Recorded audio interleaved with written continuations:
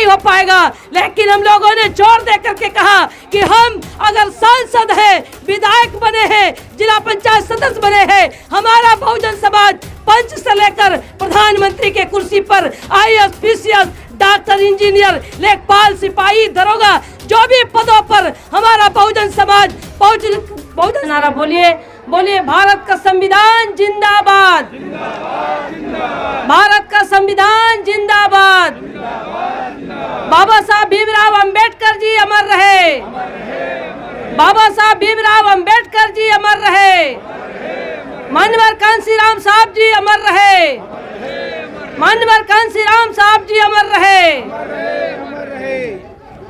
आज 26 नवंबर संविधान दिवस पर्व दिवस के अवसर पर भारत की राजधानी नई दिल्ली में जंतर मंतर पर बुद्धवादी, अंबेडकरवादी, संविधानवादी, मूल निवासी बहुजन समाज के लोगों का मैं हार्दिक स्वागत करती हूं। आप सबको सादर जय भीम करती हूं, जय संविधान करती हूं। साथियों, बाबा साहब डॉक्टर भीमराव अंबेडकर जी भारत के संविधान में भारत के बहुजन समाज के लोगों के लिए बराबर की भागीदारी दी है।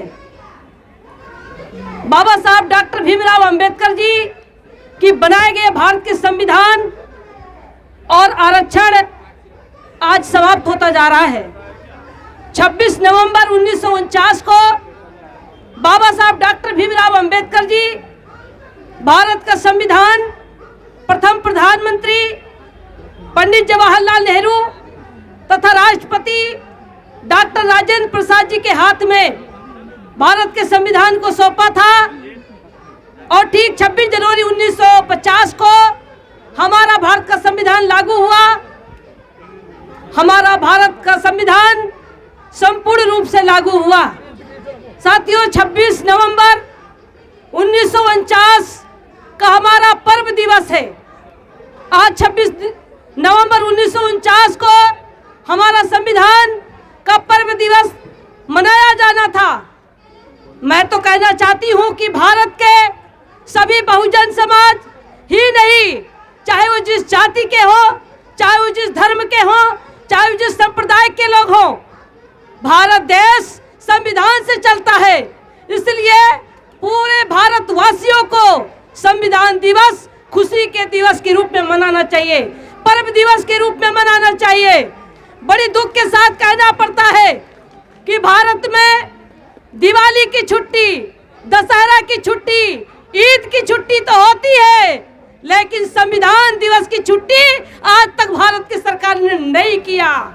हमारा देश अगर चल रहा है तो भारत के संविधान से चल रहा है। हमारे भारत के संविधान पर्व दिवस के रूप में राष्ट्रीय छुट्टी सरकार को घोषित करना चाहिए। ये मैं आज 26 नवंबर को मैं मांग करती हूँ संविधान दिवस के अवसर पर। साथियों, बाबा साहब डॉक्टर भीमराव अंबेडकर जी भारत के संविधान में राजनीतिक, सामाजिक, आर्थिक में सबको बराबरी का अधिकार दिया। समता, स्वतंत्रता, बंधुत्व, न्याय के आधार पर भारत का संविधान दिया। लेकिन 26 जनवरी 1949 से आज तक वही लोग पहुंचते रहे जो भारत के संविधान को देखना नहीं चाहते, भारत के संविधान में दिए गए कानून को लागू नहीं करना चाहते, जिसके कारण आज भी भारत में गैर बराबरी बनी हुई है, ऊंच नीच बना हुआ है, छुआछूत बना हुआ है। आज भारत में जघन्य अपराध हो रहे हैं, शोषण हो रहा है, अत्याचार हो रहा है, भारत की जनता को न्याय नहीं मिल रहा है। इसलिए कि बाबा साहब डॉक्टर भीमराव अंबेडकर जी का बनाया गया भारत का संविधान संपूर्ण रूप से लागू नहीं किया गया। साथियों, अभी तो भारत का संविधान लागू नहीं हुआ है और इसके पहले ही भारत के संविधान में दिए गए कानून को आज की सरकार, आरएसएस की सरकार समाप्त करती जा रही है। साथियों, 2014 में जब मैं सांसद बन करके मैं लोकसभा में पहुंची, कुछ दिन तो मुझे लगा समझने में, जब मैं समझ पाई तो मुझे लगा कि बीजेपी की सरकार, आरएसएस की सरकार भारतीय संविधान को खत्म कर रही है, आरक्षण को खत्म कर रही है। बाबा साहब डॉक्टर भीमराव अंबेडकर जी अब लोकसभा में जब उन्होंने लोकसभा में भाषण दिया था, सेंट्रल हॉल में जब उन्होंने भाषण दिया था, तब उन्होंने कहा था कि भारत का संविधान कितना भी बढ़िया क्यों न हो, अगर उसे लागू करने वाले की मानसिकता साफ नहीं होगी तो संविधान धरा की धरा ही रह जाएगा। आज बाबा साहब डॉक्टर भीमराव अंबेडकर जी ने जो उस समय उन्होंने कहा था, आज वो आपके सामने दिखाई दे रहा है।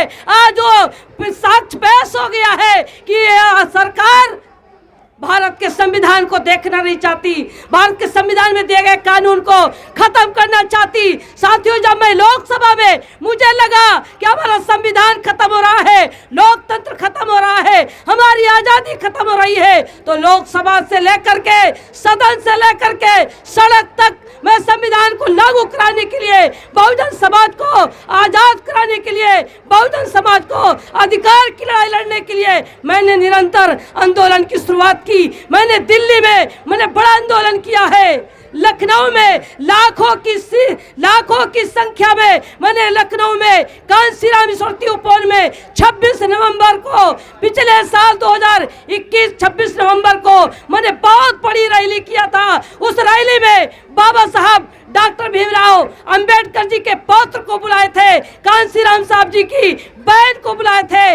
105 संगठन बहुजन समाज के लोगों को इकट्ठा करके भारत के संविधान को बचाने के लिए विकल्प के रूप में मैंने उत्तर प्रदेश में मैंने कार्य करने का काम किया था। साथियों, मैं आज जो कार्यक्रम हो रहा है मैं बहुत आभारी हूँ। मैं अपने संगठन के लोगों का, सादाब भाई का, सरनिया साहब का, सैनी साहब का और तमाम हमारे इस राष्ट्रीय कार्यक्रम में संगठन के लोग आए हुए हैं। ये बैठक हो रही थी 26 नवंबर को दिल्ली के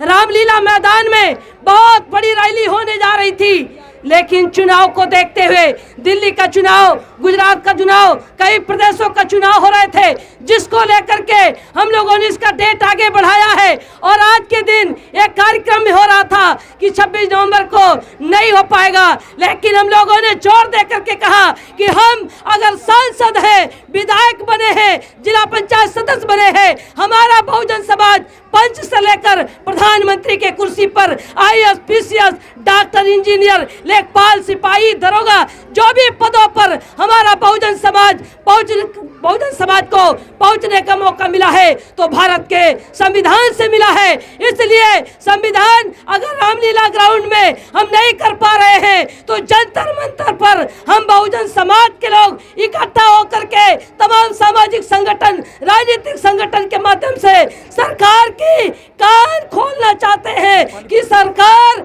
जो आज कान की बैरी हो गई है, उनको सुनाई नहीं पड़ता है।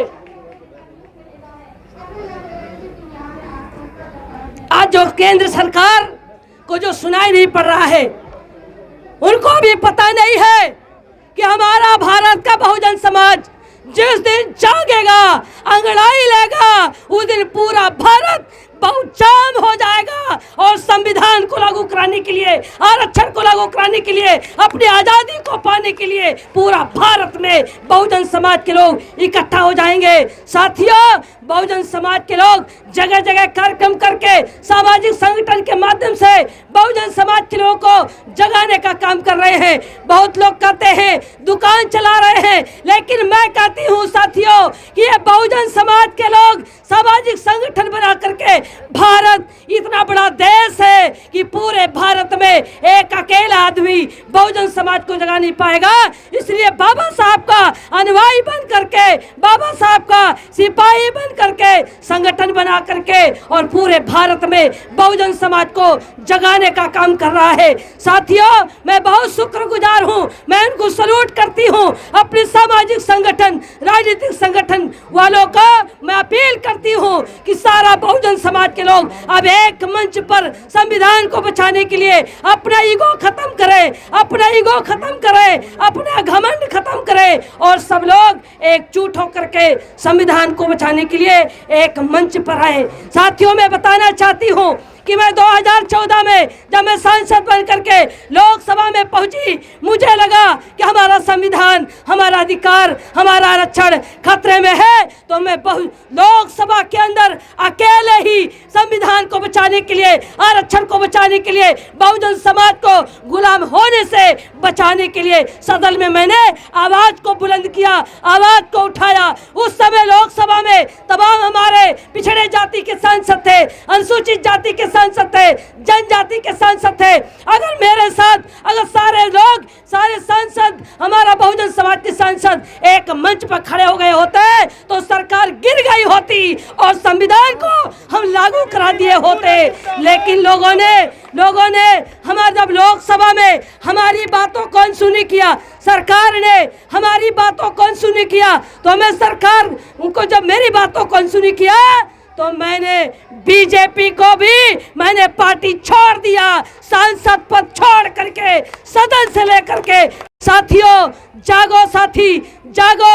अगर बहुजन समाज के साथी अगर नहीं जागेंगे तो 2024 के बाद हमारा संविधान, हमारा अधिकार, हमारी आज़ादी खत्म हो जाएगी।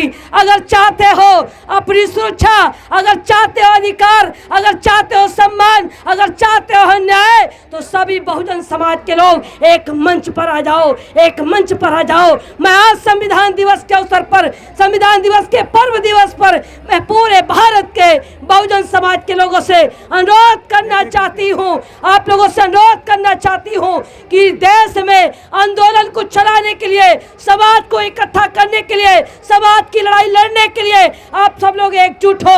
बहुजन समाज की लड़ाई लड़ने के लिए मैंने अपना घर भी छोड़ा है, मैंने अपना परिवार भी छोड़ा है, मैंने बीजेपी जैसे पार्टी, राष्ट्रीय पार्टी को छोड़ा है, मैंने सांसद पद छोड़ करके पूरे भारत में बहुजन समाज को मैं जगाने का काम कर रही हूँ। मैंने तय किया है कि ना मेरे पास कुछ था, ना मेरे पास कुछ है, ना मेरे पास कुछ रहेगा। मैं जब तक जिंदा रहूंगी भारत के बहुजन समाज के लिए मैं संघर्ष करती रहूंगी। बहुजन समाज के संघर्ष के लिए मैं आप सभी पूरे भारतवासी बहुजन समाज के लोगों से मैं अपील करना चाहती हूँ कि आप लोग मुझे इस आंदोलन को चलाने के लिए मात्र 1 रुपया मुझे दीजिए, मात्र 1 रुपया मुझे दीजिए, मुझे 1 रुपया मुझे दीजिए, मुझे मात्र 1 रुपया चाहिए। मैं अपने पूरे भारत के बहुजन समाज के लोगों से मात्र 1 रुपया इस आंदोलन को चलाने के लिए, संविधान को बचाने के लिए, आज़ादी को बचाने के लिए, बहुजन समाज का आंदोलन को चलाने के लिए मैं आप लोगों से समर्थन चाहती हूँ कि आप लोग हमारे मांग को समर्थन करेंगे। आप लोग क्या आप लोग समर्थन करेंगे? आप लोग समर्थन करेंगे?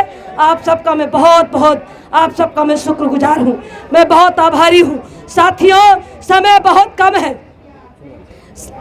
समय बहुत कम है, समय बहुत कम है, इसलिए मैं अपील करूंगी कि 2024 हमारे लिए बहुत कम समय बचा है। इस कम समय में मैं अपील करूंगी अपने मंच पर तमाम हमारे सांसद, पूर्व सांसद, वर्तमान सांसद, तमाम संगठन के लोग और तमाम संगठन के लोग आज इस कार्यक्रम में आए हैं। हम अपने मीडिया भाइयों से भी मैं अपील करूंगी कि जो मैं बोल रही हूं इस चैनल के माध्यम से आप लोग समाज को बताने का काम करें, जगाने का काम करें कि हमारा भारत का संविधान खतरे में है। संविधान को बचाने के लिए, लोकतंत्र को बचाने के लिए सभी बहुजन समाज के लोग एक मंच पर आकर के 2024 में या तो विकल्प बने और अगर विकल्प नहीं बन पा रहे हैं तो विकल्प के साथ खड़े हो, ये मैं आप लोगों से अपील करूंगी, ये मैं आप लोगों से अपील करूंगी।